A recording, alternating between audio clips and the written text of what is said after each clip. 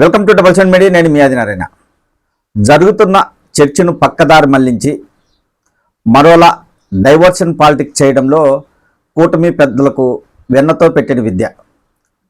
రాష్ట్రంలో ఎంత సంచలనమైన చర్చ జరుగుతున్నా కానీ వెంటనే ప్రజలు ఆ చర్చ చేయకుండా పక్కదారి మళ్లించేలా ఎదుటి పార్టీపై నిందలు వేసి ఆ నాయకుల గురించి చర్చించుకునేలా చేయడం కూటమి నాయకులకు పెద్ద సమస్య కాదు. ఎందుకంటే వాళ్ళకు మీడియా బలం ఎక్కువగా ఉంటుంది కాబట్టి వారు చెప్పే మాటలు ఎక్కువగా ప్రచారం చేస్తూ ఉంటారు. మనకు తిరుపతిలో తొక్కిసలాట జరిగింది. ఈ తొక్కిసలాట జరిగినప్పుడు ఎక్కడ దేవాదాయ శాఖ మంత్రి ఆనం రామనారాయణ రెడ్డి గురించి ఎవ్వరూ మాట్లాడలేదు. TTD chairman, EO, additional EO, JEO వీళ్ళందరి గురించి చర్చ సాగింది కానీ దేవాదాయ శాఖ మంత్రి గురించి ఎవ్వరూ చర్చించలేదు. అసలు ఆయనకు ఈ సంఘటనకు సంబంధమే లేదు అన్న రీతిలో ఈ చర్చ సాగింది.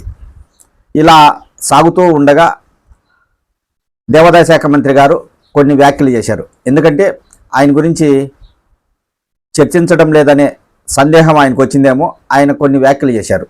అదేంటంటే వైఎస్ఆర్ కాంగ్రెస్ పార్టీ నాయకులు బాధితులకు కవర్లలో డబ్బులు ఇచ్చి వారి చేత ప్రభుత్వాన్ని తిట్టించారు అనే వ్యాఖ్యలు దేవాదాయ శాఖ మంత్రి గారు చేయడం జరిగింది.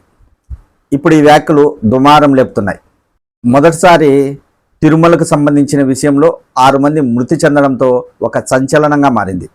ఈ సంఘటనపై విస్తృతంగా చర్చ జరుగుతున్న ఇలాంటి సందర్భంలో ఆ చర్చ జరగనీయకుండా వైఎస్ఆర్ కాంగ్రెస్ పార్టీ నాయకుల గురించి చర్చించుకునేలా దేవాదాయ శాఖ మంత్రి ఆనం నారాయణ రెడ్డి గారు కొన్ని వ్యాఖ్యలు చేయడంతో ఇప్పుడు దీనిపై చర్చ సాగుతుంది. నిజంగా వైసీపీ నాయకులు బాధితులకు డబ్బులు ఇచ్చారా లేదా, డబ్బులు ఇచ్చి తిట్టించారా అనే చర్చ ఇప్పుడు సాగుతుంది. ముందు నుంచి సంఘటన గురించి అందరూ చర్చించుకుంటున్నారు. కానీ దీన్ని ఎట్లా డైవర్ట్ చేయాలి అనే ఆలోచనలో నాయకులు ఎక్కువగా ఆ చర్చ సాగకుండా వైఎస్ఆర్ కాంగ్రెస్ పార్టీ నాయకుల గురించి చర్చించుకోవాలా అనే ఉద్దేశంతో మంత్రి గారు కొన్ని వ్యాఖ్యలు చేయడం జరిగింది. అవి ఇప్పుడు దుమారం రేపుతున్నాయి. అయితే ఇక్కడ ఆయన ఏమన్నారంటే అక్కడ సీసీ కెమెరాలు ఉన్నాయి, ఆ కెమెరాలలో వాళ్ళు డబ్బులు ఇచ్చింది, బాధితులతో మాట్లాడిన మొత్తం రికార్డ్ అయి ఉంది. వైఎస్ఆర్ కాంగ్రెస్ పార్టీ నాయకులు చాలా దిగజారిపోయారని వ్యాఖ్యలు చేశారు. అయితే ఆయన ఈ వ్యాఖ్యలు మామూలుగా చేశారు. ఇప్పుడు కూటమి ప్రభుత్వం అధికారంలో ఉంది.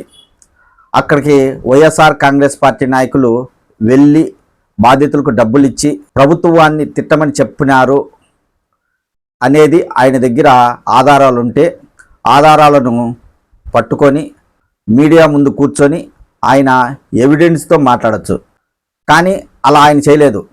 మీడియా ముందుకు వచ్చి కొన్ని వ్యాఖ్యలు చేశారు. ఎందుకంటే నా గురించి చర్చ జరగలేదు, దేవాదాయ శాఖ మంత్రిగా ఉండి ఇంత సంఘటన జరిగితే ఒక్కరు కూడా నా గురించి మాట్లాడుకోలేదు అని ఆయన అనుకున్నారేమో కానీ ఆయన ఈ వ్యాఖ్యలు చేశారు. ఇక్కడ మనము ఒక్కటి గమనించండి, ఎవరైనా ప్రస్తుతం కూటమి ప్రభుత్వం అధికారంలో ఉంది. తిరుపతిలో పెద్ద సంఘటన జరిగింది. ఇలాంటి సంఘటన ఎప్పుడూ జరగలేదు. ఇంత జరుగుతున్న నేపథ్యంలో బాధితులను ఆసుపత్రికి తరలించి వారికి చికిత్స అందించే పనిలో అక్కడున్న వారంతా ఉన్నారు. అలాంటి సమయంలో బాధితుల దగ్గరికి ఎవరూ వెళ్ళలేరు. వెంటనే ప్రభుత్వం స్పందించింది. ముఖ్యమంత్రి చంద్రబాబు గారు, ఉప ముఖ్యమంత్రి పవన్ కళ్యాణ్ గారు అందరూ సంఘటనా స్థలానికి వెళ్ళడం జరిగింది. అలాంటి సమయంలో ఎవరైనా వైఎస్ఆర్ కాంగ్రెస్ పార్టీ నాయకులు కూటమి నాయకులను కాదని అక్కడికి వెళ్ళి బాధితులతో మాట్లాడే అవకాశం ఉంటుందా? ఎవరైనా ఒక్కసారి ఇది ఆలోచించండి. నాయకులు ఈ మధ్యకాలంలో వేగ్గా కొన్ని వ్యాఖ్యలు అనడం పరిపాటిగా మారింది. అది వైఎస్ఆర్ కాంగ్రెస్ పార్టీ నాయకులు కావచ్చు, తెలుగుదేశం పార్టీ నాయకులు కావచ్చు, జనసేన పార్టీ నాయకులు కావచ్చు, ఎవరైనా ఇలా వ్యాఖ్యలు చేయడం అనేది సర్వసాధారణం అయిపోయింది.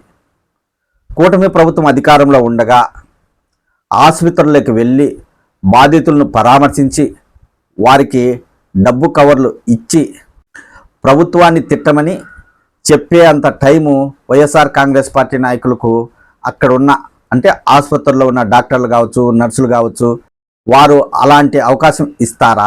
అసలు వైసీపీ నాయకులు అక్కడికి వెళితేనే వారు వెంటనే గుర్తుపడతారు ఎవరైనా.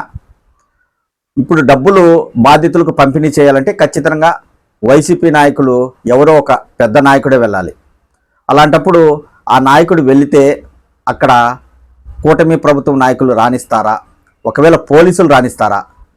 బాధితులను పరామర్శించడానికి ప్రతిపక్ష నేత జగన్మోహన్ రెడ్డి వెళ్తేనే రానివ్వలేదు. ఆయన కారు దిగి నడుచుకు వెళ్లాల్సిన పరిస్థితి ఏర్పడింది.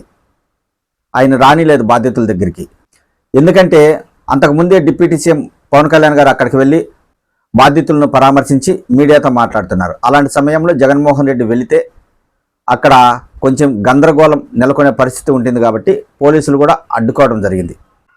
అంత ఘటన జరిగితే బాధితుల దగ్గరికి వెళ్ళి మీరు ప్రభుత్వానికి వ్యతిరేకంగా మాట్లాడండి అని అంటే బాధితులు ఊరుకుంటారా?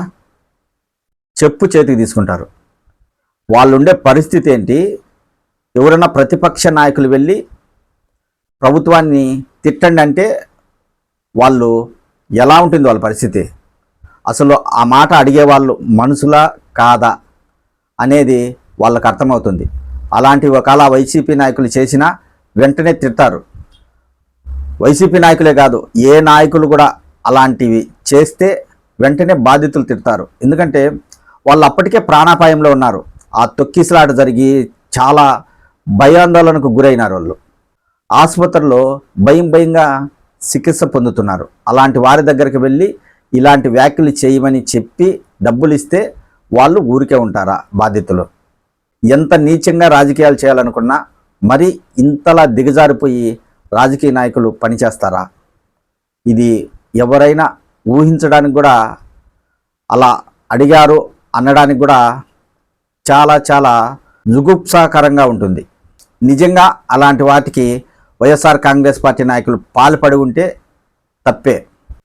అయితే ప్రస్తుతం కూటమి ప్రభుత్వం అధికారంలో ఉంది కాబట్టి ఆసుపత్రుల్లో సీసీ కెమెరాలు ఉన్నాయి. దానికి సంబంధించిన వీడియోలు బయటపెట్టి ఆధారాలతో సహా వైఎస్ఆర్ కాంగ్రెస్ పార్టీ నాయకులపై విమర్శలు చేసి వారిని జైల్లో వేసే అవకాశం కూటమి నాయకులకు ఉంది. అలా డబ్బులిచ్చి ప్రభుత్వాన్ని తిట్టమని చెబితే అది ఎవరు చేసినా తప్పే. వైసీపీ నాయకులు కాదు, వేరే ఎవరైనా తప్పే. నిజంగా అలాంటి వారిని వెంటనే జైల్లో వేయాల్సిన అవసరం ఉంది.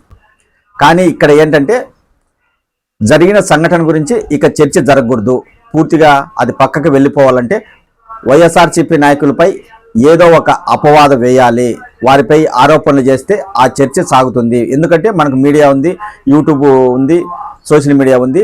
ఆ చర్చ పక్కదారి పడుతుంది అనే ఉద్దేశంతో దేవాదాయ శాఖ మంత్రి ఆనం రామనారాయణ రెడ్డి గారు ఈ వ్యాఖ్యలు చేశారనే విమర్శలు వైఎస్ఆర్ కాంగ్రెస్ పార్టీ నాయకులు చేస్తున్నారు. నిజంగా దమ్ము ధైర్యం ఉంటే ఆ వీడియోలు బయట పెట్టాలని మాజీ టీటీడీ చైర్మన్, మాజీ ఎమ్మెల్యే భూమన కరుణాకర్ రెడ్డి సవాల్ విసిరారు.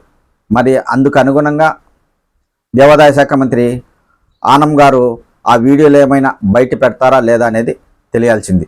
మొత్తానికైతే ఈ వ్యాఖ్యలు చాలా బాధాకరం.